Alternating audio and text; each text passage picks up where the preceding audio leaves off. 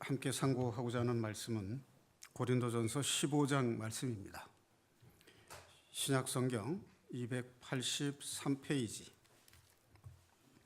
고린도전서 15장 42절 말씀부터 49절까지의 말씀입니다.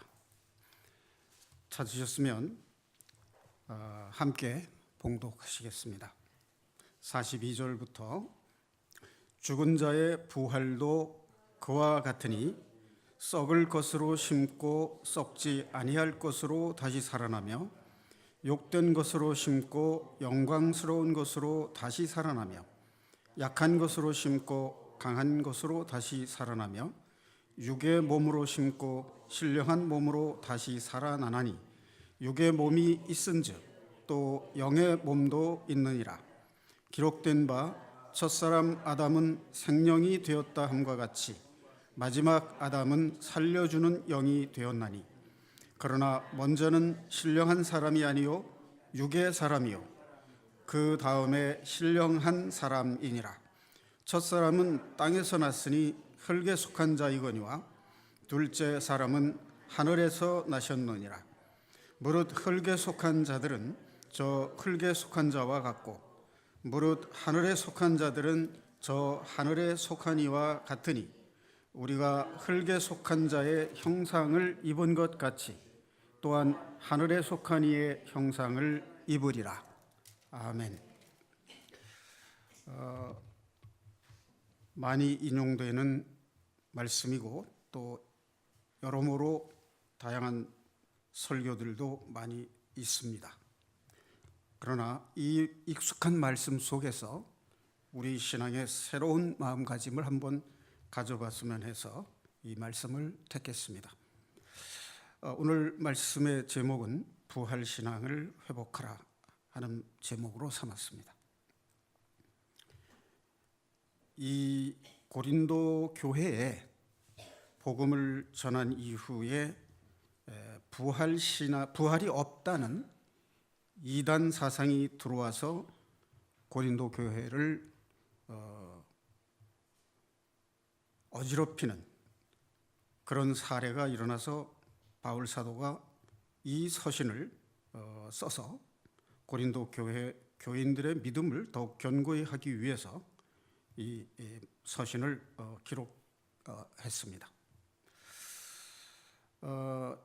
15장 3절에서 8절 말씀을 보면 그리스도께서 부활하신 것을 제자들이 지금 현재 살아있는 제자들이 목격했다라고 하는 사실을 들고 있습니다. 그러니까 복음을 깨달은 고린도 교회 교인들이 부활이 없다는 이단 사설에 마음이 흔들려서 믿음의 동요를 일으킨 것이 너무나 안타까운 나머지 지금도 그리스도의 부활을 목격한 제자와 사도들이 살아있는데 어떻게 그것을 부인할 수가 있느냐라고 강조를 한 말씀이 3절에서 8절까지 말씀입니다. 그 다음에 같은 15장 36절에서 38절까지 말씀을 한 번 더 보겠습니다. 어리석은 자여, 네가 뿌리는 씨가 죽지 않으면 살아나지 못하겠고 또 네가 뿌리는 것은 장래의 형체를 뿌리는 것이 아니요 다만 밀이나 다른 것의 알맹이 뿐이로되 하나님이 그 뜻대로 그에게 형체를 주시되 각 종자에게 그 형체를 주시느니라. 자, 이 말씀을 보면 밀알을 땅에 심으면 밀이라고 하는 싹이 나고 줄기가 나서 열매를 맺는 그 형체를 심은 것이 아니라 그냥 밀알 하나를 심었다는 거죠.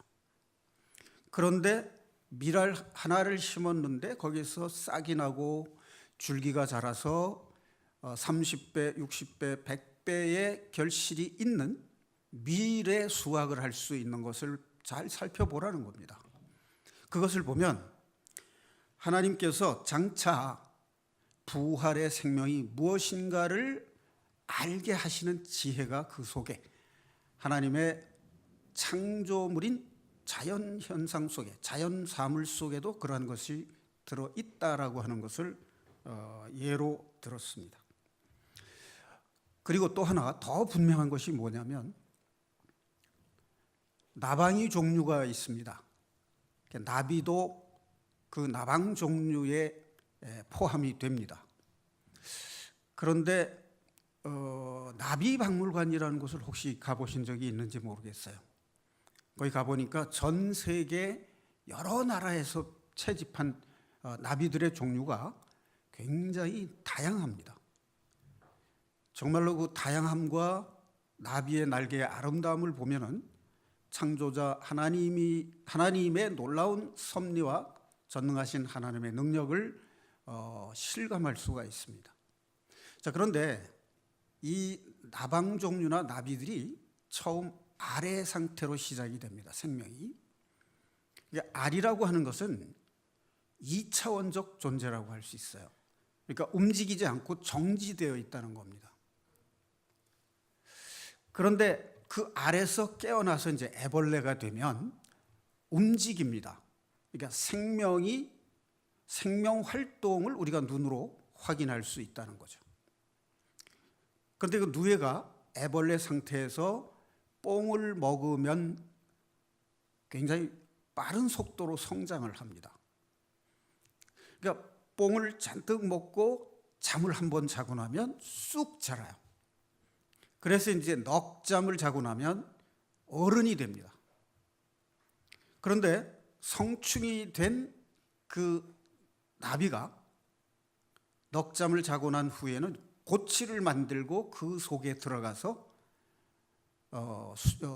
숨어 지내요. 그래서 그 고치 안에서 얼마 기간 동안을 있다가 나올 때에는 날개가 돋친 나비가 돼서 나옵니다. 그러니까 땅을 기던 벌레가 하늘을 나는 나비로 변화돼서 또 다른 생명을 보여준다는 얘기입니다.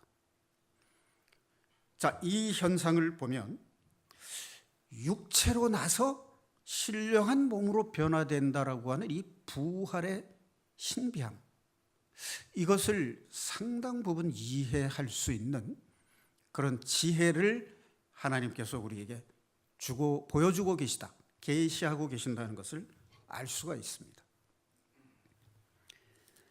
데살로니가전서 4장 후반부에도 보면 이 몸의 부활, 재림 나팔이 울릴 때 호련히 우리 몸이 변화되는 그런 현상에 대해서 기록을 하고 있습니다. 자, 48절 하나 다시 보겠습니다.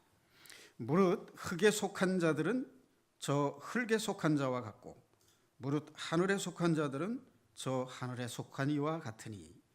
자, 여기서 흙에 속한 자가 이제 2번 반복해서 나오고 있습니다. 그리고 뒤에는 또 하늘에 속한 자들은 저 하늘에 속한 이와 같으니, 이렇게 2번 나오는데 앞에 흙에 속한 자들과 저 흙에 속한 자, 그게 어떤 의미인가 하는 것을 한번 생각을 해보면, 앞에 흙에 속한 자들은 하는 말은 우리가 육체의 소욕으로 살아가는 자, 즉 육에 속한 자를 말하는 거죠. 즉 다른 말로 표현하면 옛사람의 속성을 지닌 자는 그런 뜻이 되죠. 그것은 흙에 속한 자, 즉 흙으로 지음을 받은 아담에게 속한 자다, 그런 뜻이죠. 그 다음에 뒤에 보면 무릇 하늘에 속한 자들은 저 하늘에 속한 이와 같으니. 자, 하늘에 속한 이는 앞에 나온 마지막 아담, 살려주는 영으로 오신 마지막 아담, 즉 예수 그리스도를 가리키는 거죠. 그 앞에 하늘에 속한 자들은 하는 말은 우리가 죄 사함을 통해서 구원을 받고 영으로 거듭난 자, 즉 속사람이죠. 새로운 생명을 부여받은 새로운 피조물로 태어난 사람, 즉 영에 속한 자들은 그리스도에게 속한 것과 같다, 이제 그런 의미가 되는 거죠. 로마서 10장 17절 말씀에 보면 믿음은 들음에서 나고 들음은 그리스도의 말씀으로 말미암느니라 하는 말씀이 있습니다. 자, 이 믿음이라는 말이 쓰는 사람에 따라서 개념이 다양하게 쓰이고 있습니다. 제 자신의 신앙 과정을 보더라도 제가 젊었을 적에 믿음이라고 하는 것에 대한 내 나름대로의 생각과 개념은 지금과 상당히 달라져 있습니다. 그러고 보면 믿음이라고 하는 의미를 자기 마음속에 가지고 있는 것은 자기 신앙 정도에 따라서 믿음이라는 말의 개념이 범위가 결정되는 것 같습니다. 그러니까 믿음이 점점 자라면 자라갈수록 믿음에 대한 이해도 깊고 넓고 높아진다는 것을 알 수가 있습니다. 저는 한때 믿노라, 다른 사람들이 이제 저를 보고 독실한 신자다 이렇게 말을 해주면 기쁘지 않고 좀 부끄러운 마음을 가졌었어요. 그때 믿는다라고 하는 그 말은 모든 사람들이 다 똑같은 믿음이라고 생각을 했었어요. 그런데 제 마음속에 기쁨이 없었습니다. 양심의 가책 같은 걸 느끼게 됐어요. 그래서 왜 믿는 사람이 왜 구원을 받았는데도 불구하고 믿노라 하는 내 마음속에 기쁨이 없을까 하는 것이 한동안 내 마음의 숙제였습니다. 그런데 그 믿음이라는 것이 무엇일까 하는 것을 알기 위해서 믿음에 관련된 설교들을 많이 찾아서 들어보고 책자도 읽어봤는데 그것은 그냥 지식이었어요. 머리로는 아는데 내 마음속에서 이루어진 경험이 없었던 거죠. 그런데 제가 어느 날 야고보서의 행함에 대한 내용을 읽다가 믿음과 행함에 대한 갈등, 상호 모순되는 듯한 느낌을 받았어요. 그래서 그것이 왜 그런가 하는 것 때문에 또 한동안 오랫동안 마음의 갈등과 괴로움이 있었습니다. 믿노라 하는데 왜 행함이 없을까? 그것 때문에 많은 시간을 고뇌를 했었는데 그 전에는 보이지 않던 그런 마음을 가지고 그런 기도하는 마음으로 성경을 보다 보니까 이상하게 순종이라는 말이 자꾸 눈에 들어오는 거예요. 그래서 이제 믿음이 행함으로 이어지기 위해서는 순종하지 않으면 안 되는구나 하는 것을 알게 됐어요. 그런데 순종을 해야겠다라고 생각하는데 순종이 안 되는 겁니다. 그래서 왜 순종이 안 될까?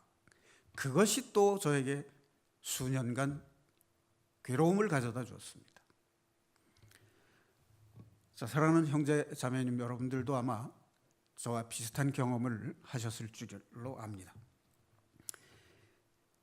그 후에 제가 그 한 가지 순종할 수 있게 해주십시오 하는 마음으로 기도를 하다가 보니까 순종하지 못한 이유를 알게 됐어요.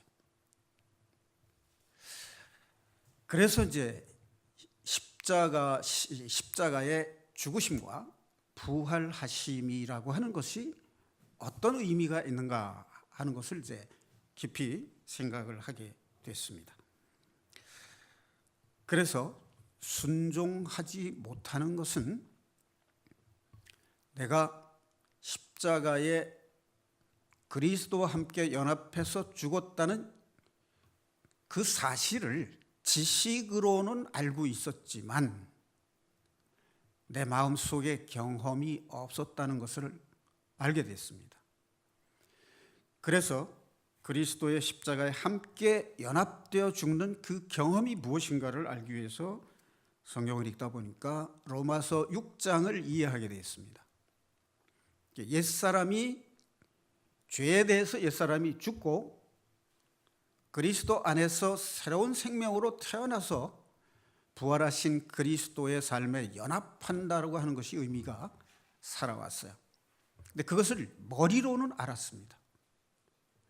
그런데 실제로 내 신앙 생활 속에서 그것이 이루어지는 데는 상당한 기간이 필요했습니다.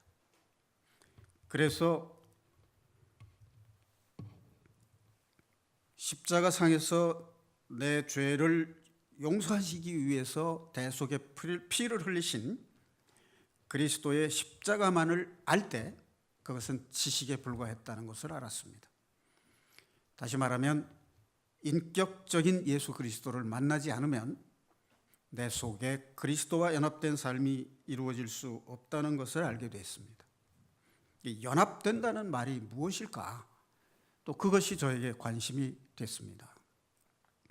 연합된다, 하나가 된다라고 하는 의미가 있는 거죠. 아마 우리가 세상을 살다 보면 내가 이것이 무엇인가를 분별하지 못할 때가 있는데 그것을 먼저 경험한 사람이 그것을 깨우쳐주는 그런 경험을 아마 해보셨을 겁니다. 그런데 모든 면에서 모범이 되고 존경할 만한 인물을 만나게 되면 나도 모르게 그 사람을 나의 멘토로 삼게 됩니다. 그리고 그 사람을 닮아가고 싶은 마음이 생겨요. 그런데 가만히 생각해 보면 그 사람은 나를 그리스도에게로 안내하는 중간자적인 역할을 하는 거죠. 그러니까 나에게 이상적인 모델은 예수 그리스도시고 그 그리스도를 닮아가는 것이 너무나 격차가 심하기 때문에 그 중간 모델로서 나에게 멘토가 되는 사람, 그 사람을 닮고자 하는 마음이 있어요. 그래서 그 속에서 자아의 정체성을 찾게 됩니다. 신앙적인 나는 누구인가 과연? 내가 잘 살고 있는 것인가?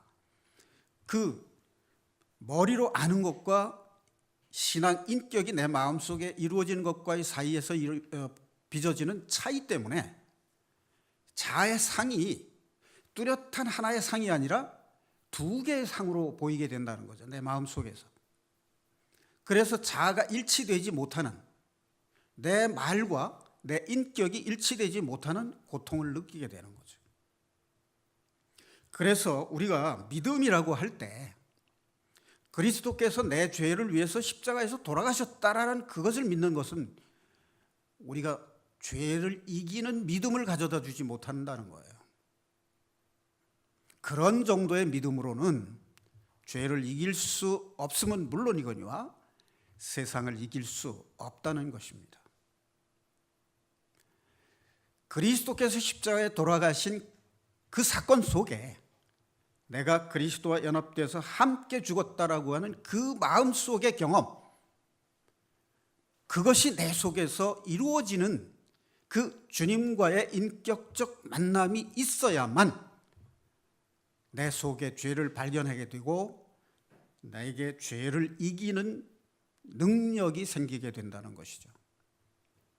주님이 없이는 내 마음속에 주님의 말씀이 들어와서 주님의 인격이 나와 함께 하지 않는 한 내 죄를 발견하지도 못하고 내가 죄를 이기는 능력도 내 삶을 이룰 수 없고 변화시키지 못한다는 것을 알게 되었습니다. 그러니까 세례라고 하는 말이 가지는 의미가 유월절 어린 양의 피를 문인방과 설주에 발라서 죽음을 면하고 애굽을 탈출했던 이스라엘 백성들이 홍해를 건넌 사건, 그 홍해를 건너는 것이 바로 세례와 같은 의미를 가지고 있는데요. 물속에, 바닷속에 들어갈 때 죽음을 의미하는 것입니다. 그리고 광야 쪽으로 건너간 것이 바로 부활의 의미를 갖는 거죠. 우리가 침례를 받을 때 물속에 뒤로 잠기는 것이 죽음의 의미잖아요. 그리고 다시 일으켜 세우는 것이 새 생명으로 사는 것을 의미하는 거죠. 다시 말해서 믿음이라고 하는 것은 십자가 따로 부활 따로 있는 것이 아니라는 겁니다. 그것은 연속적인 것이고 동시성을 갖는 것입니다. 십자가의 죽음이 곧 부활로 이어진다라고 하는 것을 우리가 마음속에 항상 두 요소가 함께 있어야 된다라고 하는 겁니다. 이 말은 좀 전에 읽은 본문 말씀처럼 죽음으로써 부활에 이르는 것을 말하는 거예요. 죽지 않고는 부활이 있을 수 없다는 것입니다. 그러니까 한 알의 밀알이 땅에 떨어져 죽지 않으면 많은 열매를 맺을 수 없듯이 우리의 신앙생활도 내가 그리스도의 십자가에 함께 연합돼서 죽는 경험이 없이는 죄를 이기는 부활의 삶을 살 수가 없다는 것이죠.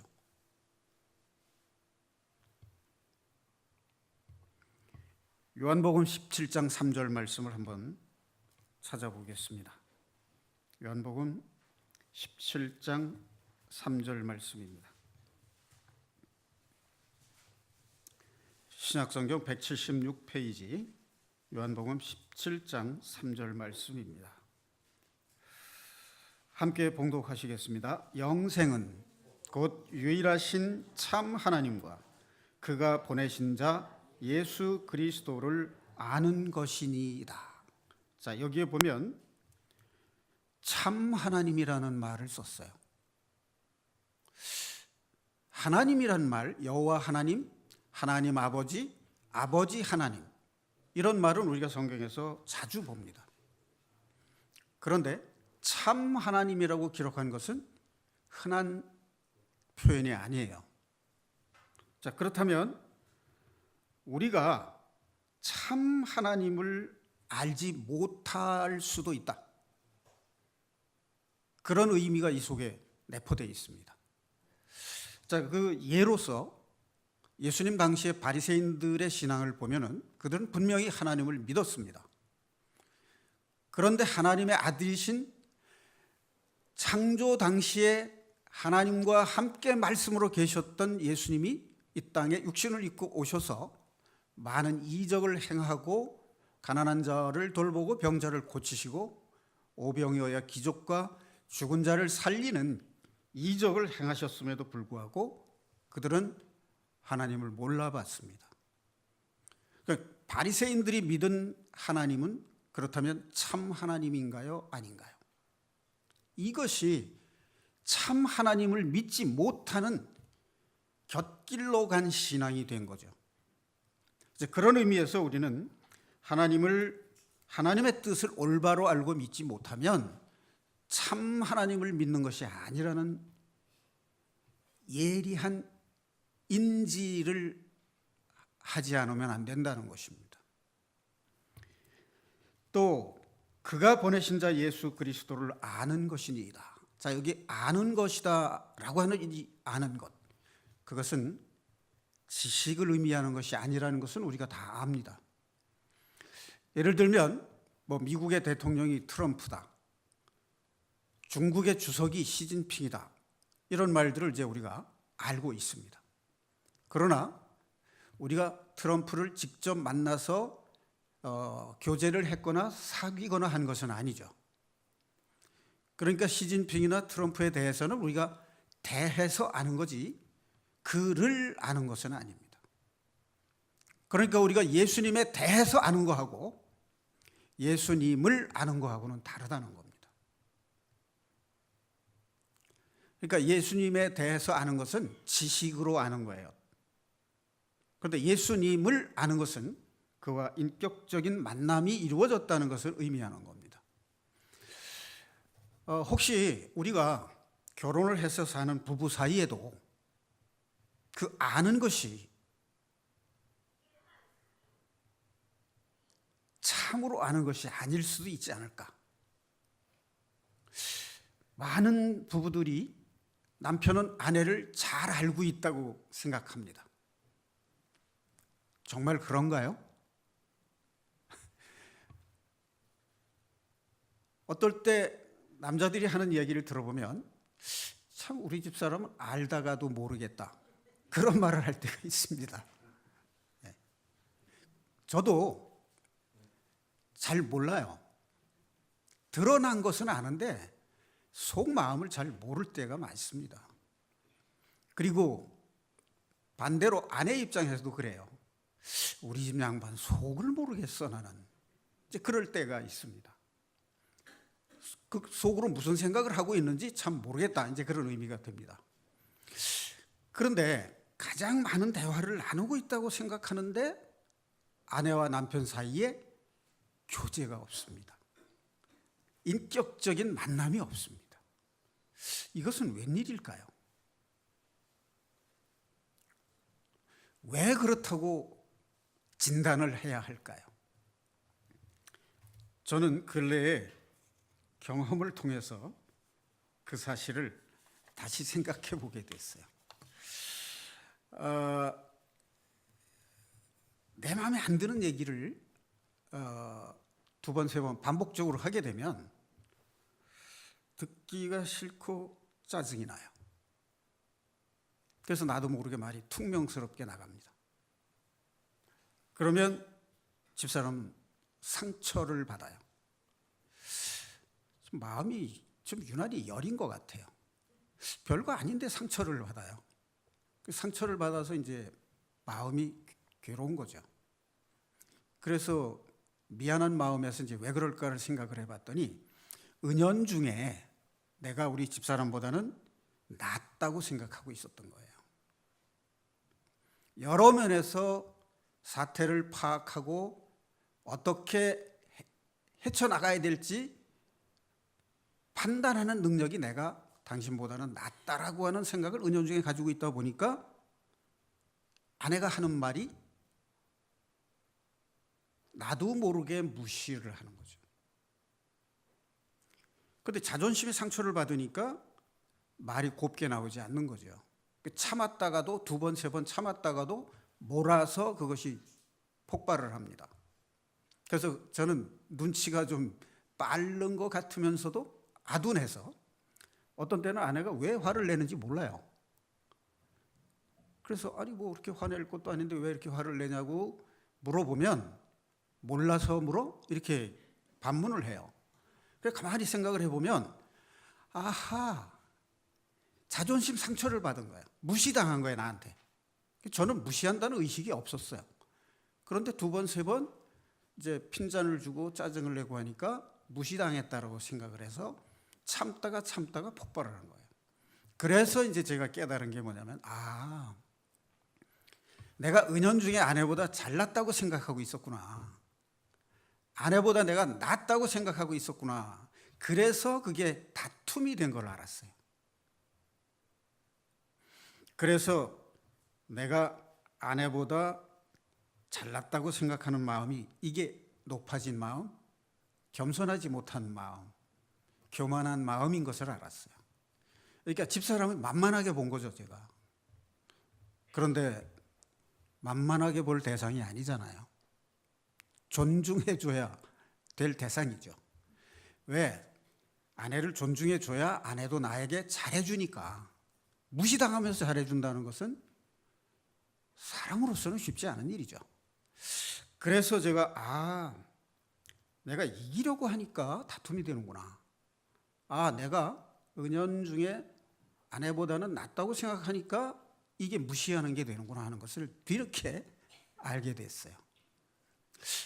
어때요?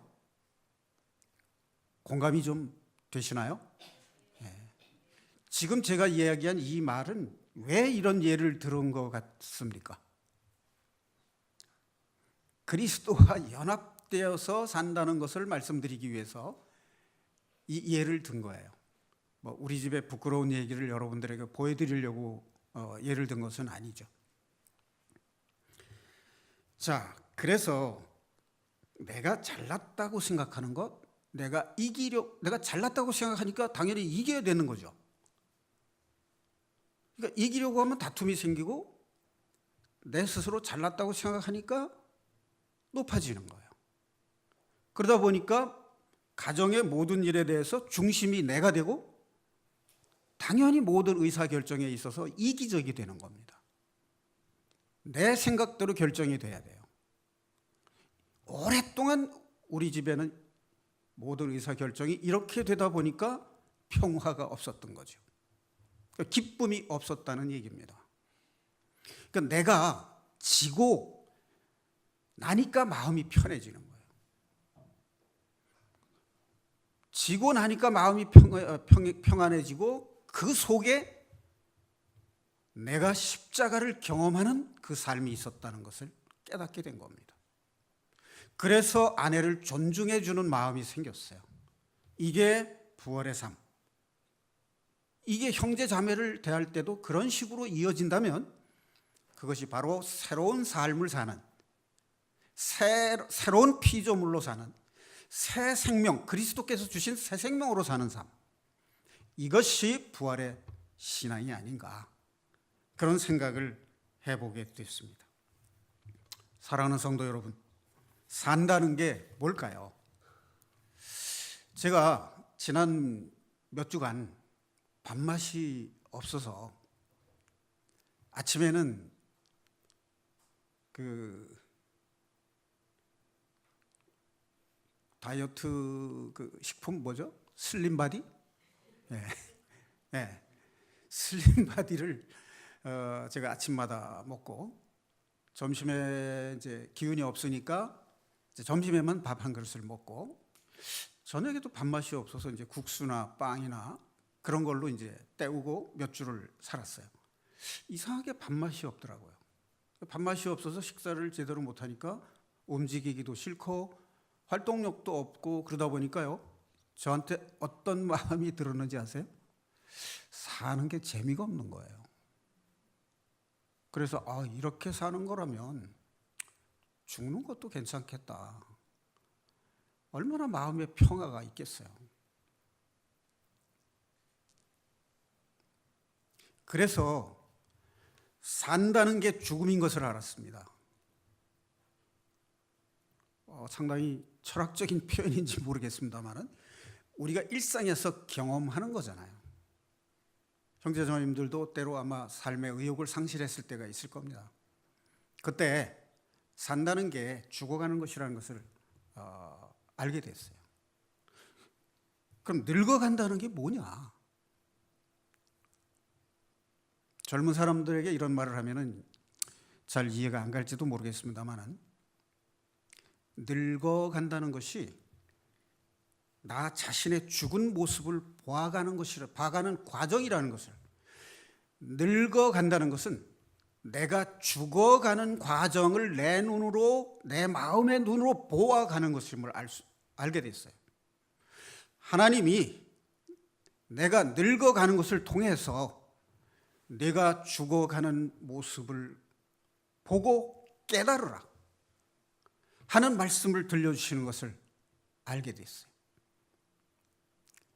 그래서 고린도서 15장 이 죽음과 부활에 관한 이 말씀을 새롭게 이해하게 됐습니다.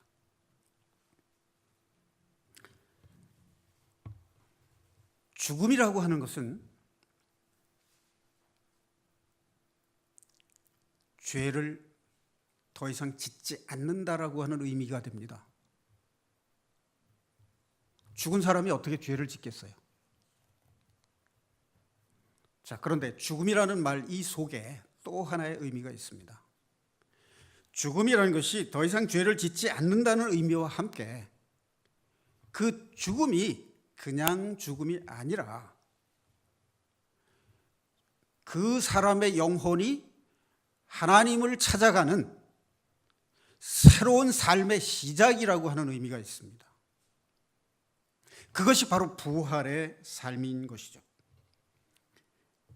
자, 그래서 죄를 이기는 삶, 세상을 이기는 삶, 그리고 성화되는 삶이란 죽음에서 시작이 되는 것이다 하는 거죠. 우리가 이 땅에서 사는 동안 우리의 죽음은 육체의 죽음이 아니라 옛사람의 죽음입니다. 육신의 소욕에 붙은 겉사람이 죽어가는 것입니다. 그 죽음을 경험하지 않고는 부활의 생명을 살 수 없다는 겁니다. 자, 창세기 1장 1절에 있는 말씀을 한번 상기해 보겠습니다. 창세기 1장 1절 말씀에 무슨 말씀이 기록이 되어 있나요? 태초에 하나님이 천지를 창조하시니라.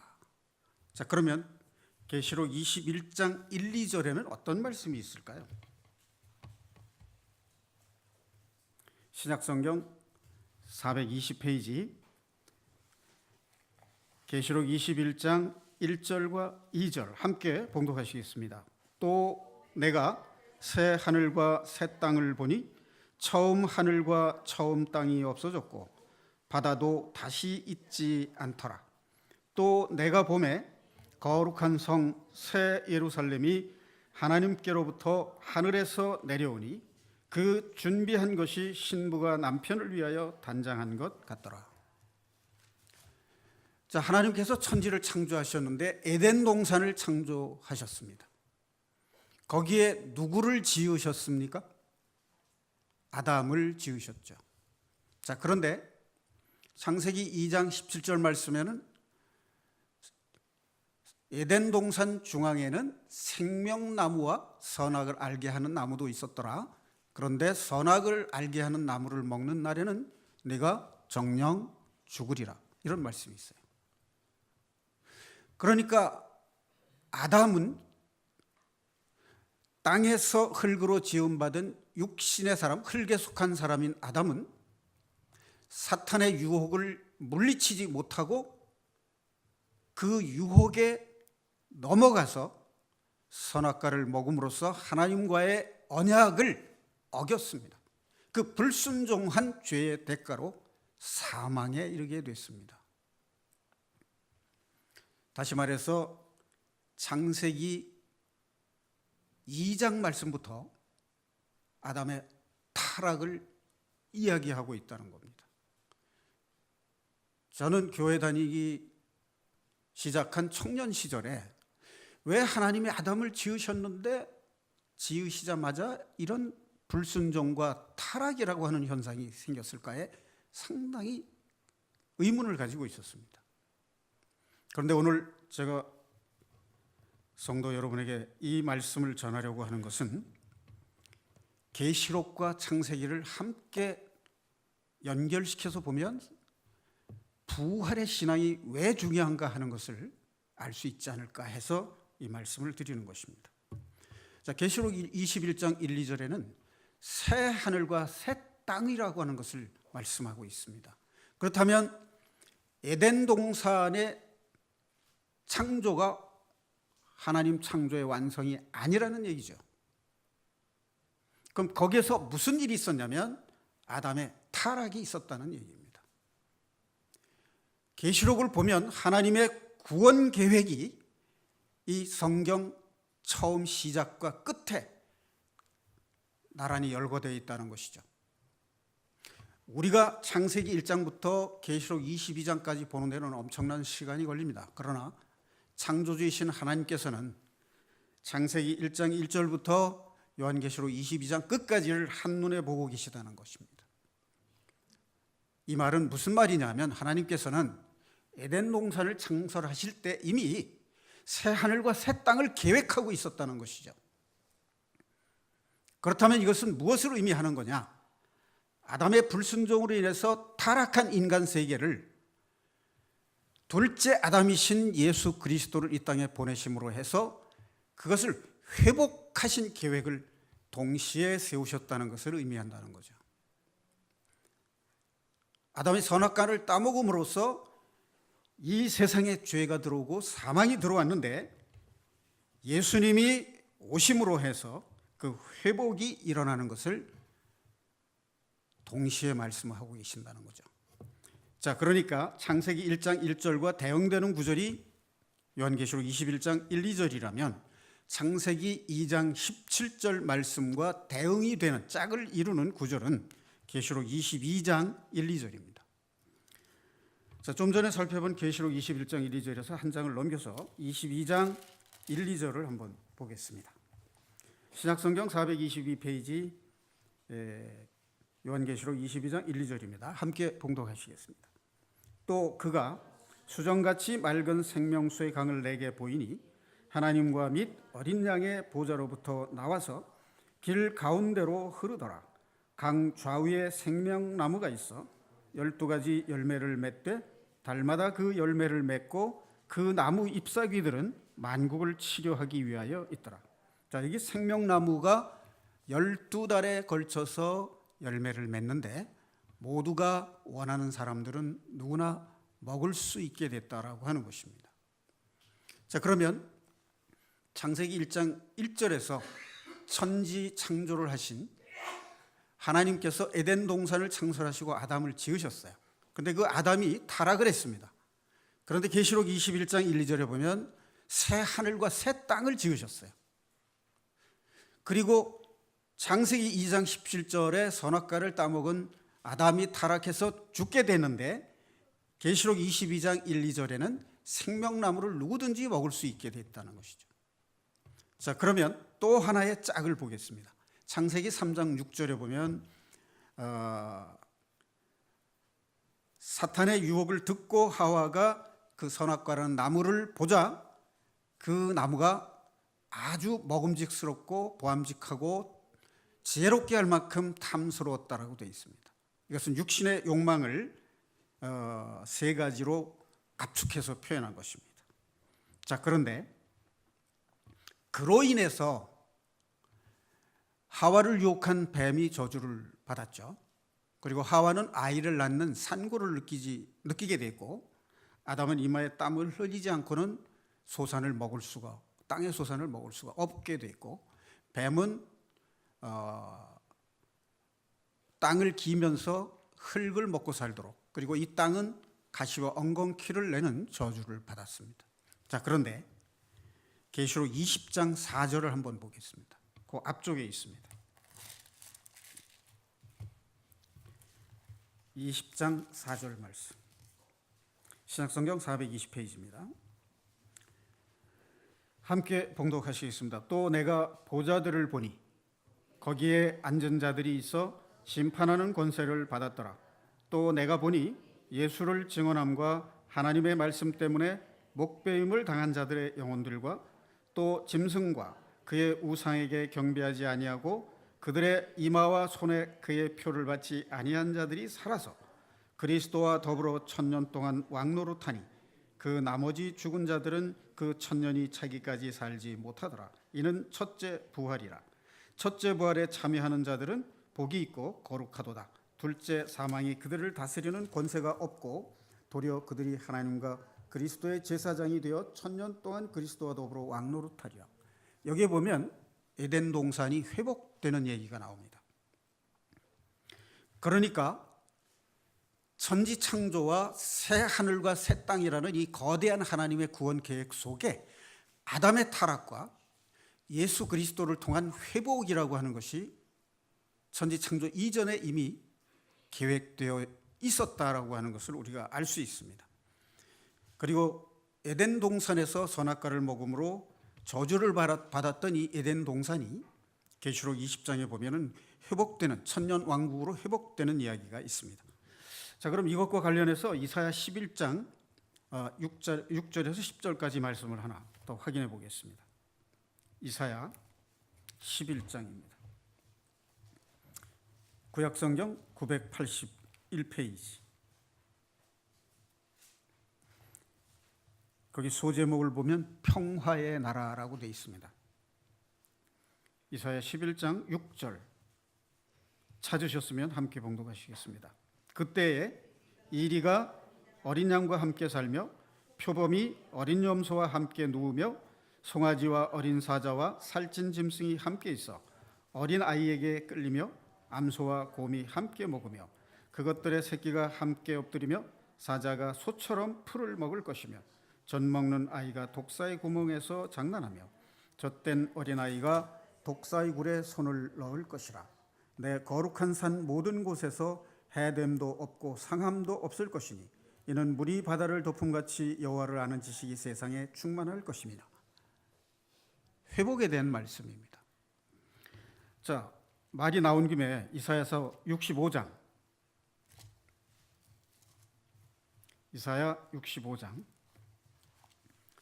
구약성경 1047페이지입니다.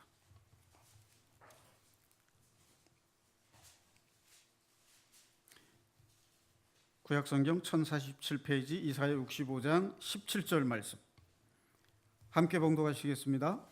보라, 내가 새 하늘과 새 땅을 창조하나니 이전 것은 기억되거나 마음에 생각나지 아니할 것이라. 너희는 내가 창조하는 것으로 말미암아 영원히 기뻐하며 즐거워할지니라. 보라, 내가 예루살렘을 즐거운 성으로 창조하며 그 백성을 기쁨으로 삼고 내가 예루살렘을 즐거워하며 나의 백성을 기뻐하리니 우는 소리와 부르짖는 소리가 그 가운데서 다시는 들리지 아니할 것이며. 네. 자, 그 다음에 25절 하나 더 보겠습니다. 아까 11장에서 읽었던 말과 같은 내용이 또 나옵니다. 25절, 이리와 어린 양이 함께 먹을 것이며 사자가 소처럼 짚을 먹을 것이며 뱀은 흙을 양식으로 삼을 것이니 나의 성산에서는 해함도 없겠고 상함도 없으리라. 여호와께서 말씀하시니라. 자, 그러니까 이 타락과 회복 사이에는 어떤 역사가 진행되었을까? 이스라엘 역사를 보면 하나님의 계명을 순종하면 복을 받았는데 하나님의 계명에 순종하지 않았을 때는 벌과 저주를 받았던 것이 수도 없이 반복되면서 기록이 되어 있습니다.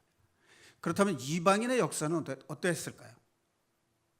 이방인의 복음의 역사도 마찬가지입니다. 순종과 불순종이 반복되고 되풀이된 것을 볼 수 있습니다. 자, 그렇다면 우리가 타락에도 참여했지요. 우리가 죄악 속에서 구원을 받았으니까 아담의 타락 속에 우리가 속해 있었단 말이죠. 우리가 흙에 속한 자였어요. 그런데 이제는 어떻습니까? 구원받은 이후에는 하늘에 속한 자예요. 자, 그런데 하늘에 속한 자라면 하늘에 속한 이와 연합된 삶을 살아야 되겠죠. 그런데 하늘에 속한 자가 땅에 속한 자의 삶을 살고 있다면 회복이 되겠습니까? 안 되겠습니까? 회복이 될 수가 없는 겁니다. 자, 그러니까 하나님께서 죄를 사해 주시고 구원하신 우리를 에덴 동산의 삶을 회복해 하시고 새 하늘과 새 땅으로 인도하시는 그 삶에 참여하기 위해서는 하늘에 속한 자로서 우리가 하늘에 속한 자의 삶을 살지 않으면 회복될 수 없다는 것을 교훈해 주는 말씀이 창세기와 계시록을 연결해 볼 때 그 교훈을 우리가 발견해낼 수 있다는 말씀입니다. 자, 그런데 말이죠. 성경에 보면 금식하는 것을 자랑으로 여긴 바리새인들의 삶의 모습이 나오죠. 그리고 저도 독실한 크리스찬이라는 말을 들었을 당시 금식을 자주 했습니다. 그리고 연말과 연시, 그 해 12월 마지막 3일과 다음 해 첫 4일, 일주일 동안 해마다 금식을 했어요. 굉장히 경건하고 거룩한 삶을 살고 싶었어요. 그런데 금식을 하고 난 뒤에 태도가 어땠느냐 하는 거죠. 금식은 그냥 밥을 굶는 게 아니죠. 금식은 자기의 죽은 모습을 자기가 보는 경험입니다. 다시 말하면 우리가 금식한다는 것의 의미는 내가 그리스도와 연합해서 죽는 경험을 하는 거예요. 그런데 금식을 하고 난 뒤에 화를 내고 짜증을 내고 다투는 거, 금식을 하고 나면 몸이 정상적이 아니잖아요. 그 보식을 하면서 체력을 회복하는 동안에 주변에서 보살피는 사람에 대해서 짜증을 낸다는 거죠. 이게 금식은 육체를 죽이는 게 아닙니다. 금식은 육신에 속한 마음을 죽이는 거예요. 자, 구제를 하면서 내가 이렇게 구제를 잘했다, 이렇게 자부심을 가지고 마음에 이만하면 나도 신앙생활에 꽤 괜찮아 라고 생각을 하다가 실망을 하게 되고, 구제하는 데 쓴 돈보다 더 많은 돈을 가지고 싶어하고, 이런 마음을 가지는 그런 모습들을 우리가 주변에서도 볼 수 있고 나 자신에게서도 발견할 수가 있습니다. 더 나아가서는 섬긴다고 하다가 다투고 미워하는 마음을 또 가지게도 됩니다. 자, 이것이 흙에 속한 자의 삶이에요. 이런 삶을 살기 때문에 우리가 죄를 이길 수가 없는 겁니다. 내가 죄를 이기겠다고 결심하고 노력한다고 되는 것이 아니에요. 그렇게 생각한다면 그것은 성경을 잘못 이해한 겁니다. 내가 그리스도와 연합해서 죽지 않으면 내 능력으로는 죄를 못 이깁니다. 나는 죄인입니다라는 고백과 주님께서 나의 통치자이십니다라는 하나님의 주권에 대한 인정과 죄에 대한 자백이 있을 때만, 그때에만 내가 그리스도 안에서 함께 죽는, 연합해서 죽는 경험을 하게 돼요. 그때 내 안에서 주님이 능력을 주셔서 주님의 능력으로 내가 죄를 이기는 것이죠. 그러지 않고는 세상을 이길 수 없습니다. 내가 할 수 있다고 생각하는 한 성화는 이루어지지 않습니다. 내가 죽음으로써 부활하는 신앙, 그것이 부활신앙입니다. 그런데 초대교회 당시에는 바로 이 부활신앙을 전하는 것이 복음의 핵심이었어요. 그런데 지금은 너의 죄를 그리스도가 십자가에서 사하셨다, 이걸 강조하다 보면 사람들의 마음속에 자기가 그리스도의 십자가에 함께 연합해서 죽는다는 이 신앙 인격적인 만남에 대해서 소홀할 수 있다는 겁니다. 그러니까 우리가 복음을 들을 때 그리스도께서 우리 죄를 사하시기 위해서 자신을 희생 제물로 드리신 그리스도의 십자가의 보혈을 흘릴 때 예수님이 불쌍하다 이렇게 생각하고 보면 그 믿음은 뿌리를 내리지 못한다는 겁니다. 그리스도가 불쌍한 그 속에 자신이 죄에 대해 죽는 모습을 동시에 봐야만, 자기가 죄에 대해서 죽음을 경험해야만 이제는 내가 그리스도의 삶을 살아야 되겠다, 이 부활의 신앙을 가지게 된다는 것입니다. 6.25 직후였어요. 이북에서 피난 나온 형제가 있었는데, 형은 신학을 공부해서 전도사가 됐고 동생은 회사에 근무를 했는데, 그때만 해도 산업이 발달하지 않았기 때문에 회사의 월급이 신통치 않았었어요. 그런데 이 동생이 형이 사는 모습을 보니까 너무나 답답하고, 저렇게 살아서 언제 밥 먹고 살겠나, 내가 좀 돈을 벌어서 형도 좀 잘 살게 해줘야지, 이런 마음을 가지고 있다 보니까 그 욕망이 점점 부풀어가지고 나중에 친구들과 함께 은행 강도를 모의하게 됩니다. 그 범죄가 성공하려는 찰나 뜻하지 않은 경비원이 나타나서 발각이 되게 됩니다. 그래서 본의 아닌 살인을 하게 돼요. 그래서 경찰에 쫓기다가 집으로 도망을 가는데 형이 마침 있었어요. 형 나 좀 살려줘 하고 이제 옷에 피투성이가 되고 손에는 칼이 들려져 있었어요. 그것을 본 형이 야, 너 빨리 옷 벗어라. 그리고 내 옷을 갈아입어. 그리고 빨리 도망가. 형도 얼떨결에 당황해서 동생을 피신시켜 주려고 동생의 옷을 자기가 대신 입었어요. 그런데 경찰이 들이닥쳤습니다. 그 바람에 살인에 쓰였던 칼이 증거물로 확보가 되는 바람에 형이 대신, 동생 대신에 잡혀갔고, 그때만 해도 요즘처럼 그렇게 인권을 존중하는 시대가 아니었기 때문에 살인자는 사형 언도가 내리는 것이 일반적이었어요. 형에게 사형 언도가 내려졌습니다. 그것을 숨어 다니면서 알게 된 동생이 형이 사형되는 날짜의 기사를 봤어요. 뜻하지 않은 죄를 짓고 살인을 하게 된 동생이 형의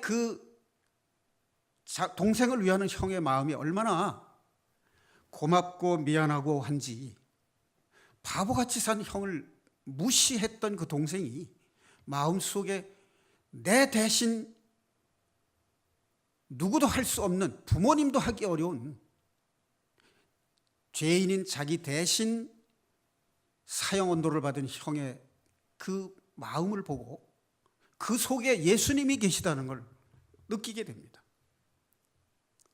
그래서 이 동생은 이미 사형 언도를 받고 형장의 이슬로 사라진 형 대신에 자수를 할 수가 없었잖아요.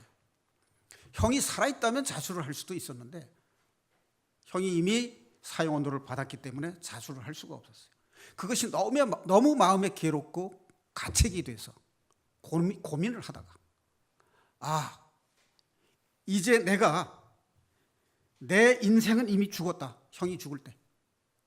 그러니 이제는 내가 형을 위해서 살아야 되겠다. 형이 살고자 했던 그 인생을 내가 살아야 되겠다라고 하는 마음을 가지게 됐어요. 바로 이것이 십자가의 죽음이요 부활의 생명을 사는 삶이 아니겠습니까? 동생을 위해서 대신 죄를 짊어진 그 형의 모습이 바로 우리 죄를 위해서 돌아가신 주님의 모습이라고 생각이 듭니다. 이 엄청난 경험을 한 동생은 형의 인격에 감화돼서 형이 살고자 했던 그 인생을 살고자 하는 마음의 혁명이 일어났고, 그로 인해서 그 동생이 한 교회를 세우는 장로로 새로운 인생을 살게 된다는 일화가 있습니다. 자, 오늘 고린도전서 15장 이 말씀을 통해서 우리가 우리 마음속에 그리스도의 십자가에 연합돼서 우리 옛사람이 죽고 우리 마음속에 그리스도가 새 생명으로 사는 부활의 신앙을 가짐으로써 구원받은 우리가 이 땅에서 사는 동안 주님께서 베푸신 은혜로 우리가 기쁨과 행복을 누리면서 영생의 기쁨을 누리는 하나님의 자녀가 될 수 있기를 주님의 이름으로 축원드립니다. 기도하시겠습니다.